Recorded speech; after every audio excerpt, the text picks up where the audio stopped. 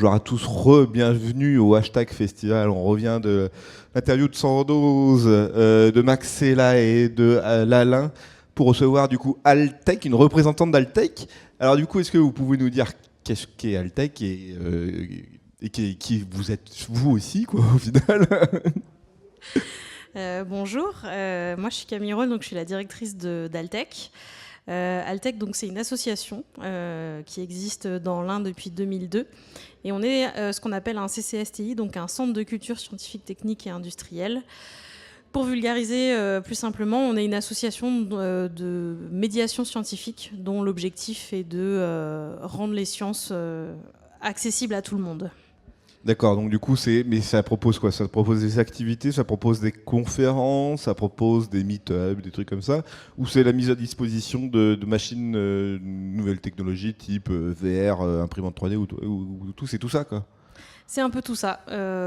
Historiquement, on fait beaucoup d'animations, notamment avec les enfants, que ce soit chez nous dans nos locaux, dans les écoles, les centres de loisirs, etc. Donc on fait des animations itinérantes. C'est pour ça que notre logo est un dromadaire, puisque nous sommes itinérants.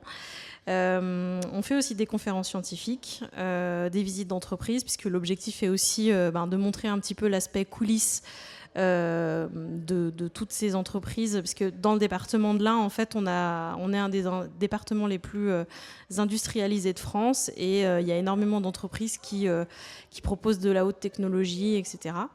Et en effet, on anime aussi un Fab Lab à Bourg-en-Bresse et un Fab Lab itinérant qui est aujourd'hui du coup sur le hashtag festival.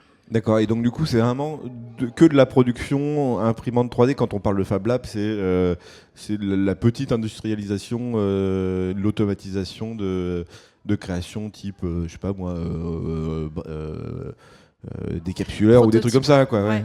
Alors nous on n'est pas le principe d'un Fab Lab. En fait nous on est vraiment comme les Fab Labs historiques qui ont été créés au MIT il y a quelques années. On est un Fab Lab associatif dont la mission principale en fait est de faire découvrir les technologies au plus grand nombre. On ne produit pas pour les gens. On n'est pas une entreprise qui produit des figurines, etc. Ce qu'on a l'habitude de dire, c'est qu'on ne fait pas pour les autres. Par contre, on les aide à faire. D'accord. Donc notre mission principale, elle va être de faire découvrir les technologies, l'imprimante 3D, la découpeuse laser, etc. Donc on a en fait des séances d'initiation à ces machines.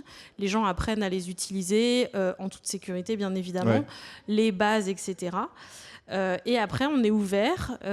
Si les gens veulent venir réutiliser ces machines, en fait, ils réservent un créneau d'utilisation de la machine. Et donc, on a un panel de machines qui sont comme ça à disposition du grand public. C'est notre cœur de cible. On n'est pas fermé aux entreprises, mais c'est pas notre cible principale. Oui, ouais. Donc il y a des Fab Labs qui sont plutôt dédiés vraiment à l'activité de prototypage, etc. C'est pas notre cœur de métier. Nous, on est vraiment tourné vers le grand public et l'objectif. On est inspiré de ce qu'on appelle la philosophie de la main à la pâte, qui a été inventée par Georges Charpak, où l'idée, en fait, c'est que pour comprendre quelque chose, il faut mettre les mains dedans. Et c'est ce qu'on fait en sciences. Il y a un moment donné, si on veut comprendre la biologie, il faut mettre les mains dedans. Pareil pour la physique. Et c'est pareil pour les technologies. Si on veut comprendre comment fonctionne une imprimante 3D, à un moment donné, il faut s'essayer à ces technologies. Et justement, ça aide à... Est-ce qu'il y a de l'aide aussi, par exemple, je sais que les Fab Labs aussi sont utilisés, par exemple, pour la création de prototypes à petite ou vraiment juste à l'unité, quoi. Il y a aussi un accompagnement sur création de structures ou aide sur la conception même d'un outil avec, je sais pas moi, parce que quand on va construire, industrialiser quelque chose, il faut un plan ou il faut un modèle 3D. Est-ce que vous aidez aussi par rapport à ça ? Oui, on fait aussi des formations pour découvrir tout ce qui est le dessin 2 dimensions, 3 dimensions. Ouais. Après, nous, c'est vrai que comme on est vraiment sur une cible grand public, souvent les gens viennent avec des... si je prends l'exemple de l'impression 3D, les gens viennent souvent avec des fichiers qu'ils ont récupérés. Il y a plein de banques en ligne, en fait, de fichiers maintenant qui existent. L'intérêt du Fab Lab, en fait, c'est que normalement... alors, j'exclus là les Fab Labs qui sont plutôt tournés vers les entreprises, mais les Fab Labs qui s'adressent au grand public, tout ce qui est produit dans un Fab Lab doit être open source. Ah oui, d'accord. Donc, doit être open source et on encourage paramétrage aussi à ce que ce soit documenté. Donc, ce qui veut dire qu'à Bourg-en-Bresse, on peut reprendre un plan qui a été fait, je ne sais pas moi, à Washington ou à Copenhague, et puis l'adapter pour que ça passe sur nos machines à nous. Donc, nous, notre gros travail, il va être dans l'accompagnement du paramétrage du fichier pour que ça passe sur nos machines. Et pour répondre à votre question, en fait, le principe du Fab Lab, c'est qu'il y a toujours une ressource humaine qui est disponible, c'est-à-dire que les machines sont à disposition. On est ouvert un mercredi sur 2 toute la journée et il y a toujours ce qu'on appelle un Fab Manager qui est le gérant de l'espace et qui va pouvoir accompagner de manière personnalisée la personne qui vient avec son projet, que ce soit sur de l'imprimante 3D, de la découpe laser, qu'elle soit à l'étape de production de l'objet ou qu'elle en soit juste à l'étape de réflexion. On a aussi des gens qui viennent et qui ont une idée un petit peu abstraite et notre rôle, c'est aussi de les accompagner et les orienter sur telle ou telle machine. Ok, stylé. Et comment vous arrivez, parce que c'est du matériel qui coûte cher, comment vous obtenez des financements? Vous êtes en lien avec le département de l'Ain, du coup, je suppose? Ouais, alors nous, notre structure, elle est financée par différentes collectivités. Le Fab Lab itinérant, c'est un peu complexe, mais le Fab Lab itinérant est financé notamment par la région Auvergne-Rhône-Alpes, le département de l'Ain et Grand Bourg Agglomération. Okay. Et puis le Fab Lab de Bourg-en-Bresse est financé par la ville de Bourg-en-Bresse qui a acheté notamment le matériel et qui nous héberge dans les locaux de la Maison de la Culture et de la Citoyenneté. Ok, d'accord. Et comment vous faites pour promouvoir aussi du coup Altec? C'est des conventions, c'est je sais pas moi, les gens de Bourg-en-Bresse qui connaissent. Comment vous faites pour promouvoir aussi l'utilisation des outils que vous mettez à disposition, quoi? Eh ben, déjà, en étant sur le hashtag festival, nous, on est là depuis la création du festival il y a 4 ans. Donc, ça fait 4 ans qu'on est présent, notamment avec le Fab Lab itinérant.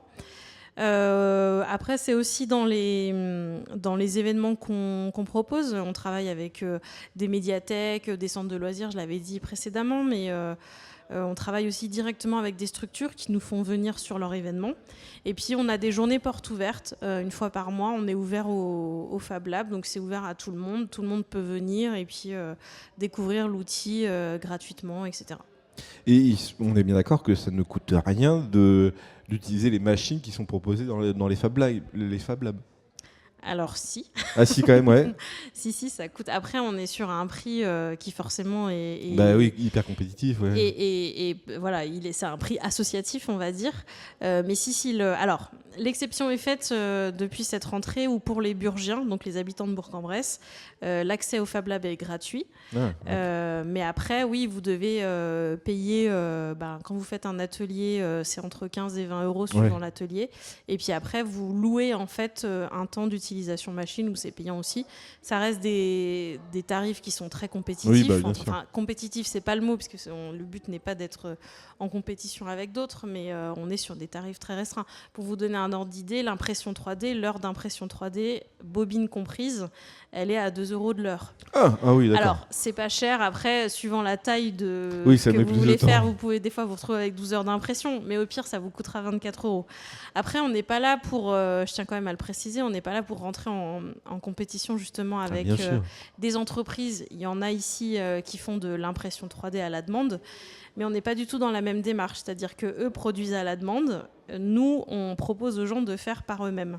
Donc l'idée n'est pas de... Voilà, on n'est pas du tout sur la même approche. Pédagogue aussi un peu plus, quoi. Et puis c'est un service public aussi, quoi. Mais tout à fait, on est complètement dans la pédagogie. Nous, l'objectif est que les gens, on s'en fiche à la limite, nous, de l'objet avec lequel ils repartent. Ouais. Ça, c'est leur plaisir à eux. Nous, ce qui est important, c'est qu'ils aient compris comment la technologie fonctionne. Ok, stylé. On peut retrouver Altec sur les réseaux sociaux, type Facebook, Instagram. Est-ce qu'il y a peut-être un Discord aussi? Ouais. Ouh là là. Je sais pas, je propose. Alors, on est un peu vieux jeu, mais on essaye de se mettre à la page. Déjà, on a un site internet qui s'appelle altexscience.fr, une page Facebook et on aura bientôt une page Instagram. Mais j'avoue qu'on n'est pas encore très à la page sur ce genre de choses. Et bah super, bah merci beaucoup en tout cas d'être venu nous parler de Altaïc et de ce que vous proposez. C'est hyper cool de toute façon comme type de service et ça aide aussi à la compréhension et à faire face aux nouvelles technologies aussi et aux nouvelles méthodes de production qui sont devenues hyper importantes, quoi. Donc du coup c'est hyper cool. Super, Merci à merci vous. beaucoup. Merci.